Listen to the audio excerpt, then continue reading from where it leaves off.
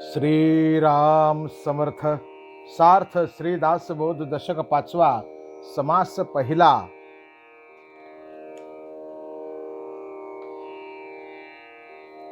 यज्ञादिके कर्मे केली हृदयी फळाशा कल्पिली आपले इच्छेने घेतली सुती जन्माची।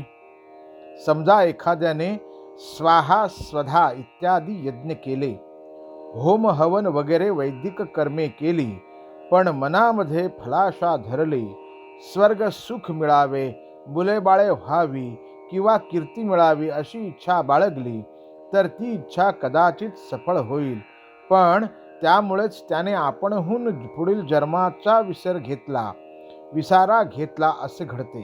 येथे मीमांसकांच्या मताचा अनुवाद केला आहे।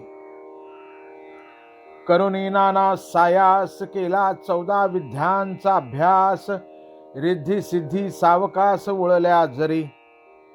समजा एखाद्याने पुष्कळ कष्ट घेतले आणि 14 विद्यांचा अभ्यास केला, त्या विद्या हस्तगत करून घेतल्या। एखाद्याने खूप योग साधना केली आणि त्याला यथावकाश रिद्धी सिद्धी अतींद्रिय शक्ती प्राप्त झाल्या, तरे सद्गुरु कृपे विरहित सर्वथा न घडे स्वहित, यमपुरीचा अनर्थ चुकेना येणे। तरी सद्गुरूची कृपा झाल्याखेरीज त्याचे आत्महित होत नाही, त्याला आत्मज्ञान होत नाही, आणि ते नाही तोपर्यंत इतर काही केले तरी यमपुरीच्या यातना चुकत नाहीत। दृश्यांतील सगळ्या विद्या प्राप्त झाल्या तरी माणूस अज्ञानाच्या कक्षेतून बाहेर पडत नाही। इतकेच नव्हे तर प्रत्यक्ष योगाचा अभ्यास करून शरीराच्या मनाच्या व इतर वाणीच्या शक्ती अफाट वाढल्या तरी त्यांचा प्रभाव अज्ञानाच्या क्षेत्रांतच पडल्याने अखेर वर्म चुकते ते चुकतेच। जव नाही ज्ञानप्राप्ती तव चुकेना यातायाती, गुरुकृपे वीण अधोगती गर्भवास चुकेना। ज्ञाना वाचून मानवी जीवनाची पूर्णता नाही ही गोष्ट श्री समर्थांनी येथे मोठ्या प्रभावीपणे सांगितली आहे। आत्मज्ञान असो की विज्ञान म्हणजे सायन्स असो, ज्ञानातच खरे सामर्थ्य भरलेले आहे। ज्या व्यक्तीच्या आणि समाजाच्या जीवनात ज्ञानाचा प्रभाव नाही, ज्ञानाची उपासना नाही, वाढ नाही आणि लालसा नाही, ती व्यक्ती व तो समाज या जगात उत्तम जीवन जगणे शक्यच नाही। जोपर्यंत आत्मज्ञान होत नाही तोपर्यंत जन्ममरणाचे चक्र काही केल्यास सुटत नाही। सद्गुरूच्या कृपेखेरीज गर्भवास चुकत नाही व नरकात जाणे सुटत नाही। ध्यान धारणा मुद्रा आसन भक्तिभाव आणि भजन सकळ ही फोल ब्रह्मज्ञान जवते प्राप्त नाही। जोपर्यंत ब्रह्मज्ञान होत नाही तोपर्यंत ध्यान धारणा मुद्रा आसन भक्तिभाव आणि भजन या सगळ्या गोष्टी व्यर्थ ठरतात, निरुपयोगी होतात। भक्तीचे योगे देवे निश्चये पावती मानव, हे समजून सांगण्यासाठी दासबोध लिहिणारे श्री समर्थ आत्मज्ञानाचे महत्त्व किती ठासून सांगत आहेत हे ध्यानात घ्यावे। प्रपंचात काय आणि परमार्थात काय, विवेक आणि त्यातून जन्मणारे ज्ञान यांनाच मानवी जीवनात खरी किंमत आहे। माणसाची सारी कर्मे ज्ञान पर्यवसायी झाली आहेत, नाहीतर त्या कर्मांचे कष्ट तेवढे पदरात पडतात आणि जीवन अर्ध विकसित राहते। सद्गुरु कृपान जोडे आणि भलतीच कडे वावडे, जैसे आंधळे चाचरवून पडे गारे आणि गडधरा। ज्याप्रमाणे एखादा आंधळा माणूस कोणाचे मार्गदर्शन न घेता चाचपडत चालू लागला तर तो चिखलात पडतो किंवा खोल खड्ड्यात पडतो, त्याचप्रमाणे जीवनात ज्याला सद्गुरूची कृपा मिळत नाही तो भलत्याच मार्गाने वावरतो, उगीच इकडे तिकडे भटकतो। जैसी नेत्री घालिता अंजन पडे दृष्टीस निधान, तैसे सद्गुरु वचने ज्ञान प्रकाश होय। याच्या उलट ज्याप्रमाणे डोळ्यांमध्ये अंजन घातले की जमिनीत पुरलेले गुप्त द्रव्य आपोआप दिसू लागते, त्याचप्रमाणे सद्गुरूच्या उपदेशरूपी अंजनाने ज्ञानदृष्टी प्राप्त होते आणि हृदयाच्या गुहेमध्ये गुप्त असलेला आत्मा ज्ञान प्रकाशामध्ये प्रत्यक्ष अनुभवास येतो. सद्गुरु कृपा करतो म्हणजे काय करतो हे येथे स्पष्ट केले. देहबुद्धीमध्ये वावरणारा जीव अहंकार केंद्रित राहून स्वतःकडे व जगाकडे पाहतो. अज्ञानाचा हा स्वार्थमय दृष्टिकोन काही केल्या तो सोडू शकत नाही. सद्गुरु कृपा करतात म्हणजे जीवाला ईश्वर केंद्रित करतात किंवा स्वस्वरूप केंद्रित बनवितात. मग तो आत्मबुद्धीने स्वतःकडे व जगाकडे पाहू लागतो. ज्ञानाचा हा निस्वार्थमय दृष्टिकोन देणे हे सद्गुरूच्या कृपेचे खरे लक्षण समजावे. सद्गुरुवीण जन्म निर्फळ, सद्गुरुवीण दुःख सकळ, सद्गुरुवीण तळमळ जाणार नाही. सद्गुरु जीवाची तळमळ शांत करतात, ईश्वर दर्शन घडवितात.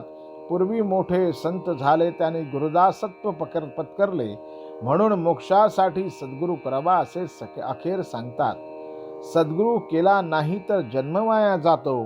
सद्गुरु पाठीशी नसेल तर सगळे जीवन दुःखमय बनते. सद्गुरु शिवाय जीवाची तळमळ निवत नाही. सद्गुरुचे नि अभयंकरे प्रकट होई जे ईश्वरे, संसार दुःखे अपारे नासो न जाती.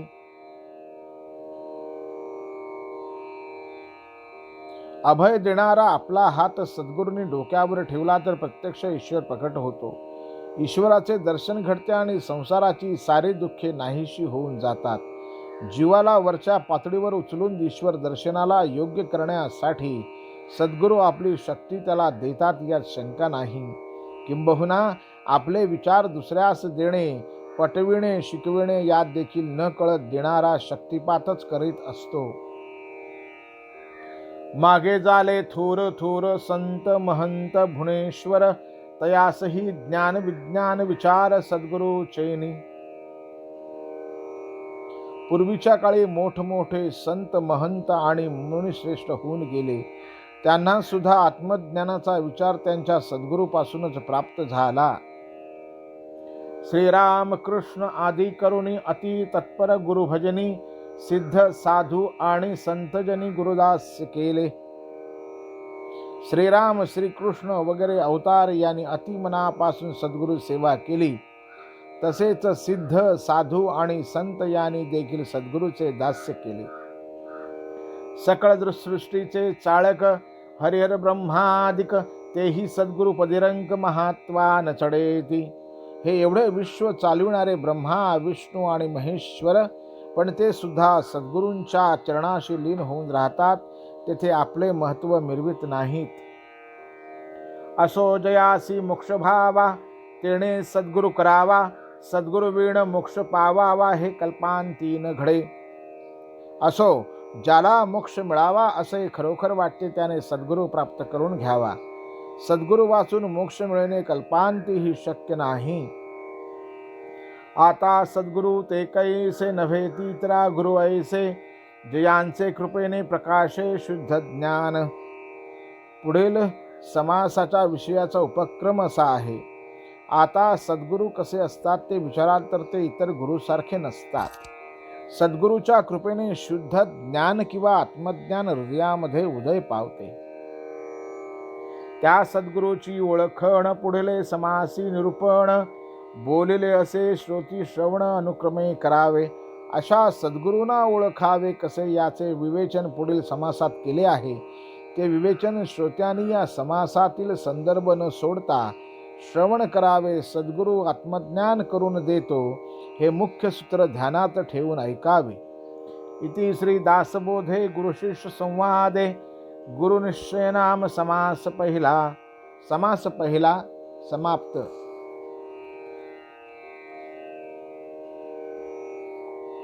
सार्थ दासबोध दशक 5वा समास दुसरा. गुरु लक्षण.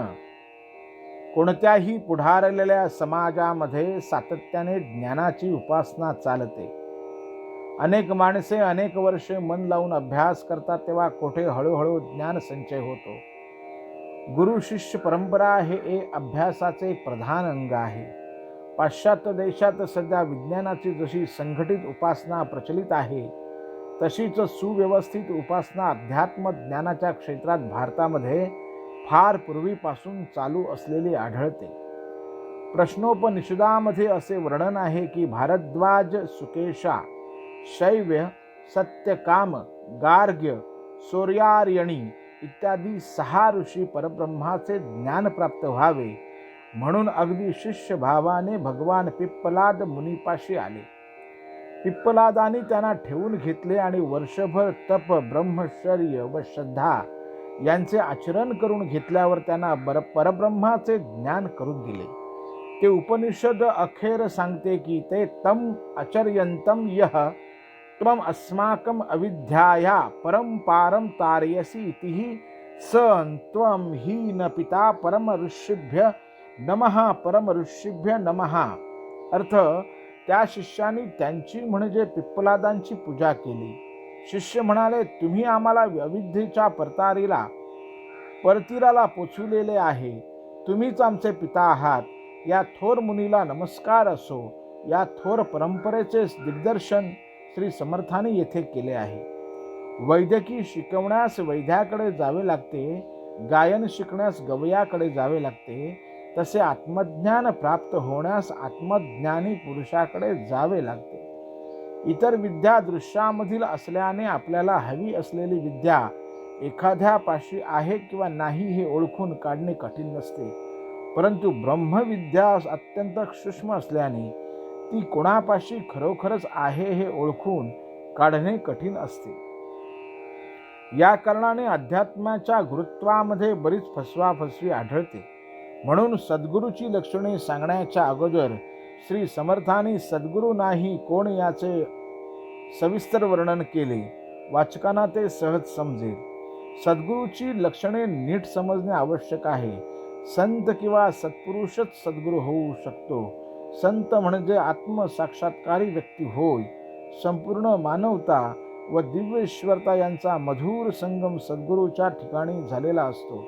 ईश्वराला ओळखणे म्हणजे सद्गुरूला ओळखणे, किंबहुना आधी ईश्वराला ओळखावे मग सद्गुरूला ओळखता येते. सद्गुरूंपैकी काही विरक्त तर काही गृहस्थाश्रमी असतात. त्यांना व्यवहार करीत असताना ओळखून काढणे तर फारच कठीण असते. सद्गुरू महापुरुष असतो. त्याच्या अंगी दैवी संपत्ती विलसते. त्याच्या बोलण्यात चालण्यात भगवत प्रेम काठोकाठ भरून वाहते. त्यांच्या अंगी काम, क्रोध, द्वेष यांचा लवलेश नसतो, पण व्यवहार करताना त्यांच्या ठिकाणी काम, क्रोधादिकांचा आभास होतो. तो बाजूला करून त्यांना ओळखावे लागते. संतांच्या किंवा सत्पुरुषांच्या 7 गोष्टी पाहू नयेत. शरीराचा रंग, नाक, डोळे, वय, लौकिक विद्या किंवा शिक्षण, नातेवाईक, भाषाशुद्धी आणि राहते घर. सद्गुरूंना बाहेरून बघायचे नसते, त्यांची अंतरंग धारणा बघावी. आपल्या सहवासाला राहिलेल्या माणसांची देहबुद्धी क्षीण करणे, त्यांची वासना कमी करणे, त्यांचे दृश्यावरील प्रेम भगवंताकडे वळविणे, त्यांना भगवंताचे अनुसंधान ठेवायला शिकविणे हे सद्गुरूचे खरे काम आहे. म्हणून सद्गुरूची परीक्षा अखेर आपल्यावरच अवलंबून राहते. आपण त्यांच्या सहवासाला राहावे. त्यांची अध्यात्मशक्ती क्रमाक्रमाने आपल्या अंतःकरणात उतरते. मग आपल्याला इंद्रिय दमन साधते, आपले विकार निवतात, आपली काळजी कमी होते आणि आपल्याला भगवंत आवडू लागतो. सर्व विश्वाला भगवंताची अगाध लीला समजावतात ते सद्गुरू. सर्व प्राणीमात्रांना आत्मस्वरूपाने मीच आहे या आपलेपणाने अनुभवतात ते सद्गुरू. जगातील दीन व दुःखी जीवांबद्दल त्यांना अत्यंत करुणा वाटते ते सद्गुरू. जगातील कोणतीही वस्तू आपल्याला हवी असे चुकून सुद्धा ज्यांना वाटत नाही ते सद्गुरू. अखंड अभयता अनुभवल्याने जे निरंतर प्रसन्न असतात ते सद्गुरू. सुखांत वा दुःखांत, संपत्तीत वा विपत्तीत, मानप्रसंगी व अपमान प्रसंगी, देह दुःखात आणि दारिद्र्यात, आजारीपणात आणि अगदी अंतकाळी ज्यांचा भगवंतावरील भरोसा अगदी जसाच्या तसा सतेज राहतो ते सद्गुरू. अशा सद्गुरूचा सहवास भाग्याने लाभतो. पण ज्याला तो लाभतो त्याचे मन अमुगलाग्र बदलते. त्याचे अज्ञान विरळ होत जाते, कामना कमजोर होतात, आसक्ती सुटत जाते, काळजी कमी होत जाते आणि निसंशय विक्षेप मरून जातात. सद्गुरूवर खरे प्रेम करता आले तर आणखी काही साधन करण्याची जरुरी नाही. अगदी मनापासून त्याचे होऊन राहावे, त्याचे मनापासून ऐकावे, त्याने दिलेले नाम घ्यावे आणि जे जे जीवनात घडेल त्यामध्ये त्याचा हात आहे हे ओळखून समाधान ठेवावे. हाच श्री समर्थांचा परमार्थ आहे. श्रीराम समर्थ.